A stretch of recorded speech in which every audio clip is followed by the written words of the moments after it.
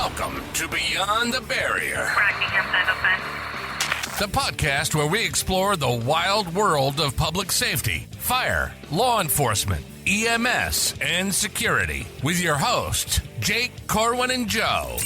We're here to break down the barriers and go beyond the usual topics, from heroic tales of first responders to the latest tech in the security industry. We've got you covered, so buckle up and get ready for a ride that's sure to be as exciting as a high-speed chase, but with less sirens. Let's jump beyond the barrier and see what's on the other side.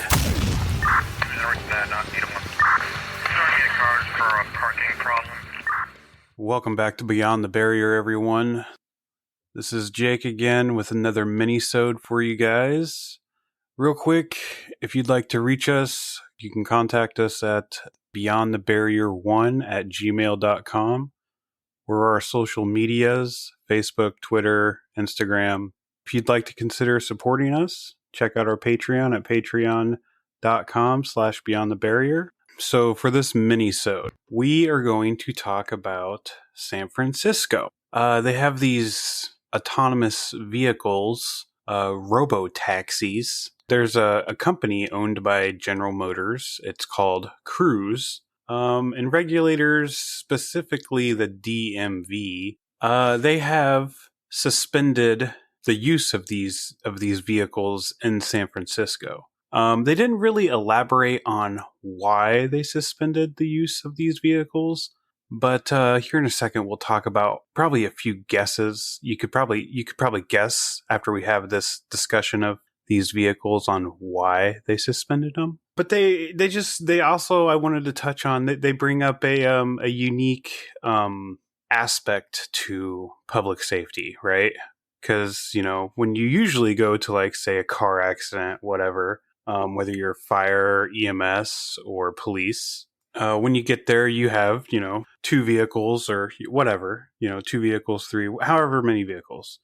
But every one of those vehicles has a driver or passengers, right? These vehicles do not have a driver. Like I said, they are autonomous vehicles. They don't have anybody in the driver's seat, don't have someone there just in case of an emergency where the vehicle malfunctions. It's solely operated by a computer. So you can hail these robo-taxis, whatever. It's a taxi. You just use it as a normal taxi. So they pose that unique aspect to public safety for that one reason. They're missing something that has always been there, right? A driver, which in some cases could be good, but in other cases it can be bad. Like, let's talk about one of those cases and why maybe the DMV suspended these vehicles. So one of these cases, so as of right now, today, October 27th, this is the only serious injury that has been reported with this vehicle. So here's one of these Cruise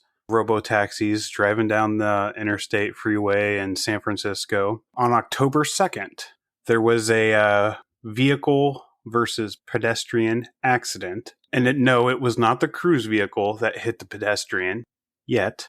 Foreshadowing. So yeah, this other vehicle hit this pedestrian, and the pedestrian was laying in the roadway. So here comes this Cruise vehicle down the roadway, and it did not stop for the object in the roadway. And it ended up running him over, obviously. I believe he did survive, but from my understanding, the vehicle drug him for a little ways and then came to a rest on top of him, pinning him under one of the vehicle's tires.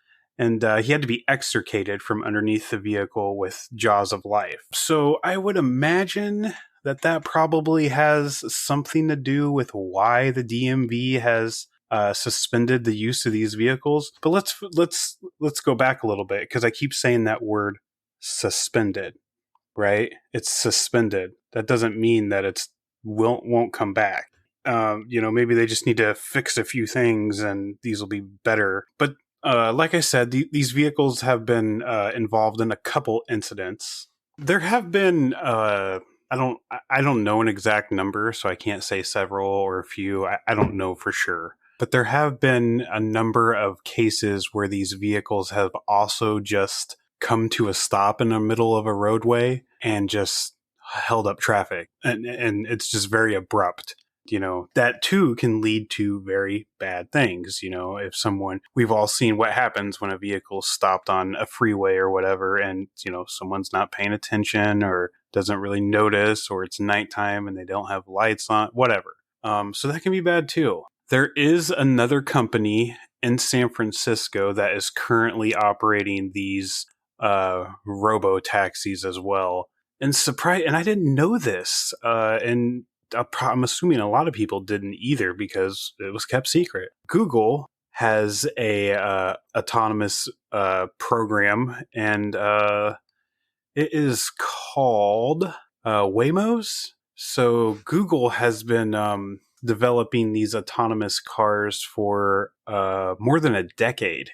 And they've been running Robotaxi services in Phoenix for the past 3 years. Although they haven't been involved in any major accidents in San Francisco or Phoenix that I've seen reported. So yeah, Google has an autonomous taxi service as well, in case nobody knew. I didn't know. But like I said a little bit ago, these bring a very different aspect to public safety on all fronts, whether it be fire, EMS, or law enforcement. I have a lot of questions when it comes to these.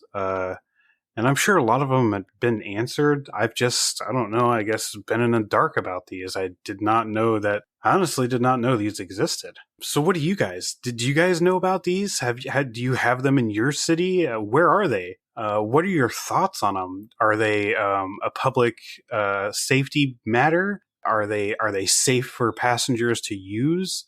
What's it like dealing with these vehicles on a scene? If you're law enforcement, how do you deal with these vehicles if it's for some reason broken a traffic citation? How the fuck do you pull over a car that's not being driven by anybody? Like that's a good question. And maybe it's been answered. I don't know.